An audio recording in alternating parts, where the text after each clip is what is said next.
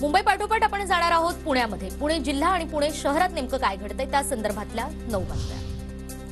पुण्याच्या राजगुरुनगर शहरातील वाहनतळाचा प्रश्न ऐरणीवर। वाहनतळाची कोणतीही सोय नसल्यानं आठवडे बाजाराच्या दिवशी पोलीस स्टेशन परिसरामध्येच वाहनं पार्क केले जात असल्याचं चित्र।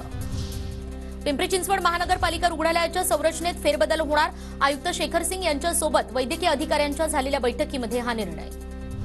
पुण्याच्या टेमघर धरणातून दुरुस्तीनंतरही पाणी गळती सुरूच। प्रतिबंधक कामं हाती घेतल्यानंतर गळतीच्या प्रमाणामध्ये 93% घट। अद्यापही 197 लिटर प्रति सेकंद धरणातून पाणी गळती। पुण्याच्या भोरमधील हिरडोशी खोऱ्यामध्ये गालफुगीच्या आजाराची साथ। 5 ते 12 वयोगटातल्या लहान मुलांमध्ये आजाराचं प्रमाण जास्त। पुण्याच्या आंबेगावमधील कुकडी प्रकल्पातून 40 दिवस पाण्याचा विसर्ग होणार आणि त्यामुळे पुणे, अहमदनगर आणि सोलापूर जिल्ह्यातील 1,42,449 हेक्टर क्षेत्र सिंचनाखाली येणार।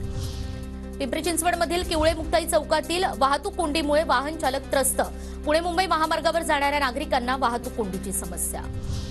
पुणे जिल्हा नियोजन समितीच्या निधी वाटपात अजितदादा गटाचा वरचष्मा। आमदारांना 70% निधी देण्याचा निर्णय। सूत्रांची माहिती, भाजपचा मात्र विरोध। पुण्याच्या लोणी काळभोळ परिसरात अल्पवयीन मुलीवर अत्याचार। कपडे धुण्यासाठी बोलावून अत्याचार केल्याची घटना। आरोपीवर पोक्सो कायद्याअंतर्गत गुन्हा दाखल।